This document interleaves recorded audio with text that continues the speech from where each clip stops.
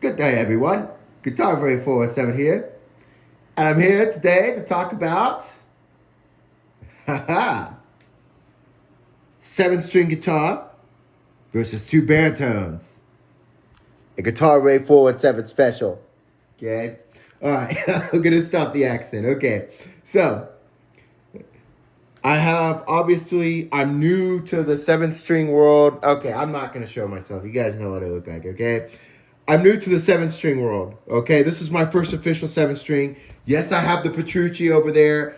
It sucks. I hate it. I put way too much money into it. I'm trying to sell it. Please go to my Reverb site. Someone give me a good offer, okay? But I really wanted to make this video today to talk about the differences between a 7-string versus a baritone. So, obviously this is the one I just got for my birthday, the Schecter Extreme Gray Ghost, they call this finish.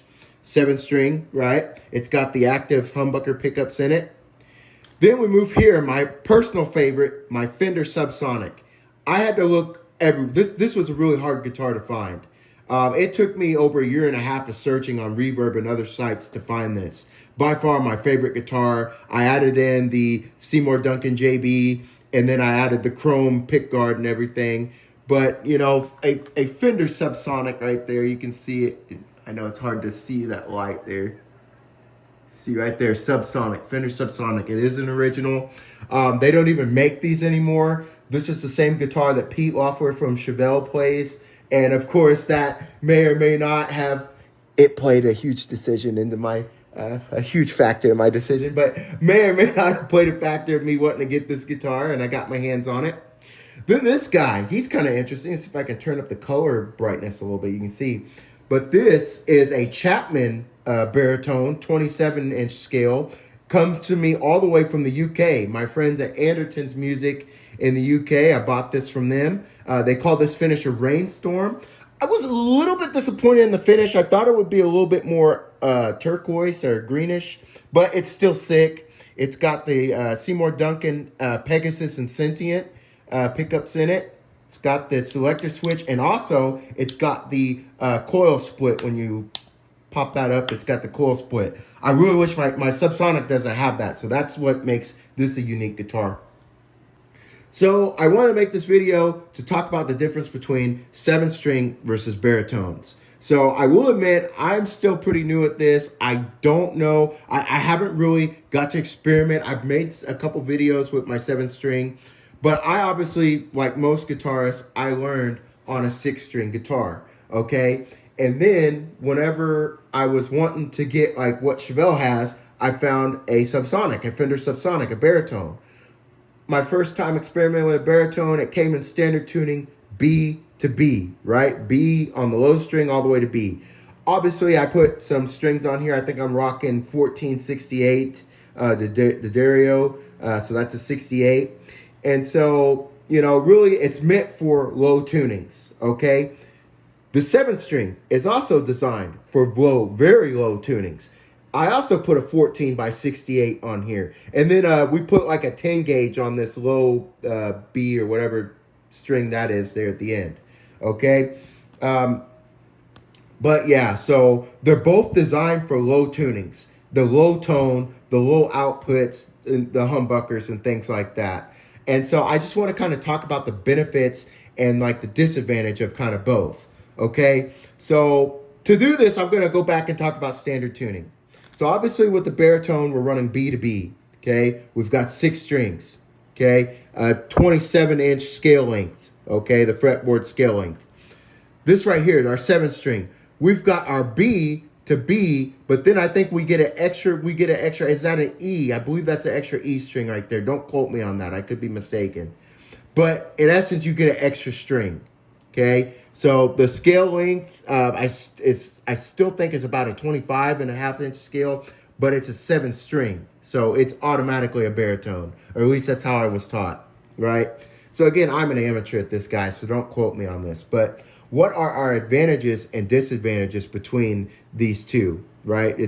Three, I got 2 baritones and a 7-string. What's the advantage? Well, I mean, if we're talking about standard tuning and things like that, The advantage is here, you're going to have that extra string, which means you can go an extra octave higher, right? Because you got that extra E string there, okay? As opposed to here, we're done after this string here, we're done, right? And we're rocking, I think it's a 20, I know this is a 27-inch scale. I believe this is also a 27-inch scale, okay?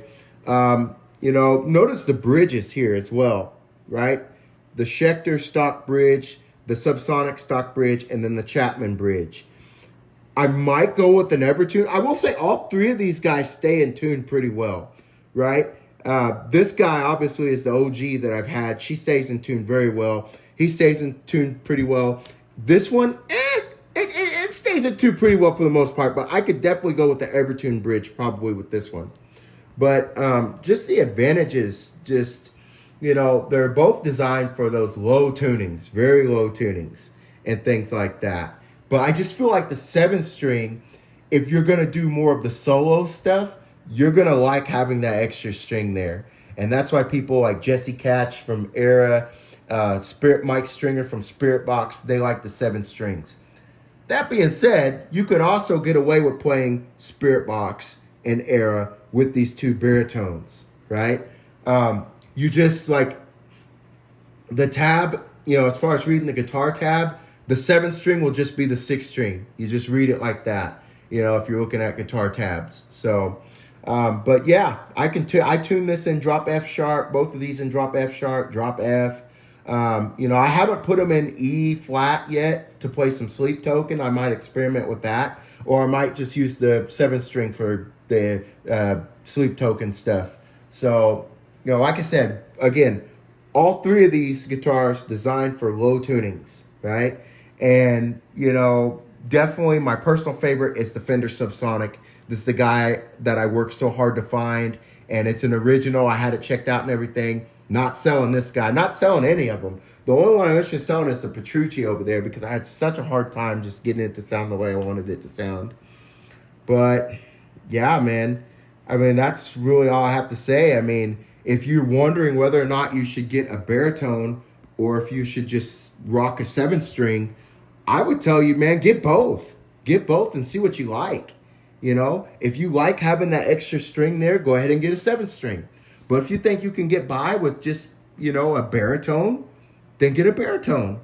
They're both designed for low tunings. Now, the Chapman, like I said, I like it because it has the coil split there. Subsonic or the 7-string don't have that. Now, of course, you can go buy some that can, or I could probably get it modified. But, you know, just letting you know kind of the advantages and disadvantages that I have in my set.